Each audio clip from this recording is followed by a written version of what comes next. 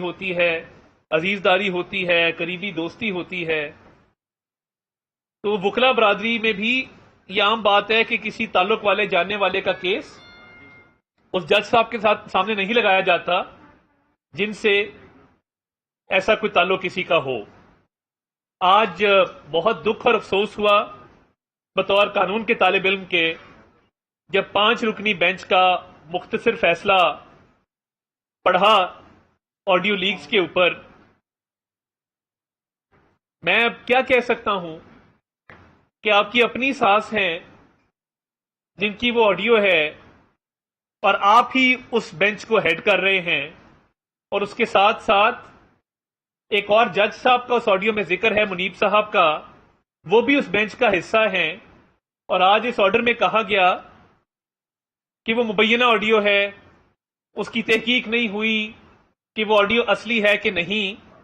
تو کمیشن کس لیے بنایا گیا تھا؟ جب جوڈیشل کمیشن بنایا گیا ہے وہ اسی بات کی تحقیق کے لیے بنایا گیا ہے کہ یہ آڈیو اصلی تھی کہ نہیں تھی۔ آپ نے اسی پہ اسٹے آرڈر دے دیا، اور اسٹے آرڈر دینے کے ساتھ ساتھ آپ نے اس کی کارروائی کو آگے نہیں بڑھنے دیا اور اس کو غیر قانونی قرار دے دیا۔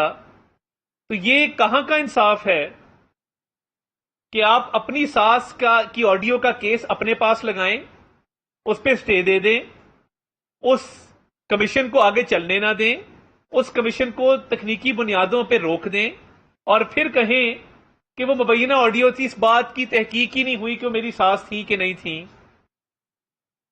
یہ تحقیق تو اس کمیشن نے کرنی تھی۔ اول تو آپ کو اس بینچ کا حصہ نہیں بننا چاہیے تھا، اور اب 16 ستمبر سے پہلے جانے سے پہلے آپ یہ آڈیو لیکس کا کوئی نہ کوئی فیصلہ کرنا چاہتے ہیں، ہمیں اندازہ ہے، مگر وہ کہتے ہیں justice should not only be done but manifestly seen to be done. انصاف صرف ہونا نہیں چاہیے، انصاف ہوتا نظر آنا چاہیے۔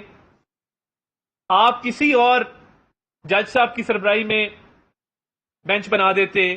آپ منیب صاحب جن کا وہ ذکر کر رہی ہیں کہ میں نے منیب کو بھی میسج کیا ہے کہ لاکھوں لوگ ہیں تحریک انصاف کے جلسے میں اور یہ دعائیں دے رہے ہیں، تو ان کے حق میں فیصلے کرنے ہیں۔ جب اس طرح کی آڈیو میں ایک اور جج صاحب کا ذکر ہے، ان کو تو رضاکارانہ طور پہ بینچ سے علیحدگی اختیار کر لینی چاہیے تھی۔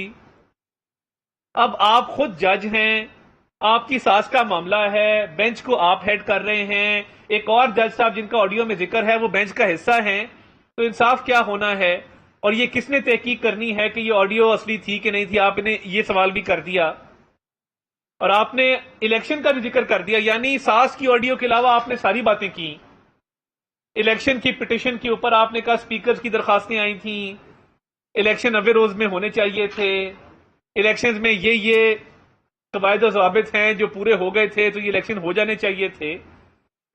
فیصلہ آڈیو لیکس کا ہے، پوری قوم اس بات پہ پریشان ہے کہ یہ آڈیو لیکس کا الیکشن سے کیا تعلق ہے، اور الیکشنز کا جو آپ نے ذکر کیا ہے، کاش آپ آڈیو لیکس کا ذکر کرتے اور بتاتے کہ یہ کیونکہ میری ساس کا معاملہ میں نے بینچ سے علیحدگی اختیار کی ہے اور میں نے نیا بینچ بنایا ہے۔ ایسا نہیں ہوا۔ پھر آپ نے کہا کہ اس وقت کی حکومت نے بدنیتی پر مبنی یہ کمیشن بنایا تھا، تحقیق ہو جاتی، اور اگر آپ کی ساس بے گناہ ہوتی، انہوں نے کوئی غلط کام نہ کیا ہوتا، اور وہ جلسوں میں نہ جا رہی ہوتی، اور جلسوں میں جا کے آپ کو ایک پولیٹیکل پارٹی کی طرفداری کی تلقین نہ کر رہی ہوتی، آپ کے ساتھی ججز سے رابطے میں نہ ہوتی، تو دودھ کا دودھ پانی کا پانی ہو جاتا، وہ ایگزونریٹ ہو جاتی، وہ باعزت بری ہو جاتی، ان کے حق میں فیصلہ آ جاتا۔ مگر آپ نے کور اپ کیا، آپ نے اس کی تحقیق ہونے نہیں دی، اور پھر آپ نے کہا کہ اس وقت کی حکومت نے الزامات لگائے ہیں، ہم نے تو کمیشن بنایا تھا کہ اگر بے گناہ ہے تو بے گناہ ثابت ہو جائیں گی۔ آپ نے وہ کمیشن آگے نہیں چلنے دیا، اپنے ہی حق میں جو چیف جسٹس فیصلہ کرے، اب کیا کہہ سکتے ہیں؟ اور آپ نے کہا کہ اس وقت کی حکومت کے وزراء نے توہین عدالت کی، اور توہین عدالت اس طرح کی کہ ججز کو کہا کہ آپ بینچ سے علیحدہ ہو جائیں۔ یہ پہلی دفعہ سنا ہے کہ آپ اگر ایک درخواست ڈالیں کسی بھی کورٹ کے سامنے کہ فلاں جج صاحب اس بینچ سے علیحدہ ہو جائیں، وہ توہین کے زمرے میں آتا ہے۔ تو جب آپ کے اپنے ججز نے آپ کو ون مین شو کہا، اس کے بارے میں آپ کا کیا خیال ہے؟ جب آپ کے اپنے ساتھی ججز نے آپ پہ اعتراضات اٹھائے، آپ پر خدشات کا اظہار کیا، اور مختلف بینچوں سے علیحدگی اختیار کرتے رہے، اس بارے میں آپ کا کیا خیال ہے؟ آپ کو بندیال صاحب نے تو نہیں بھیجا۔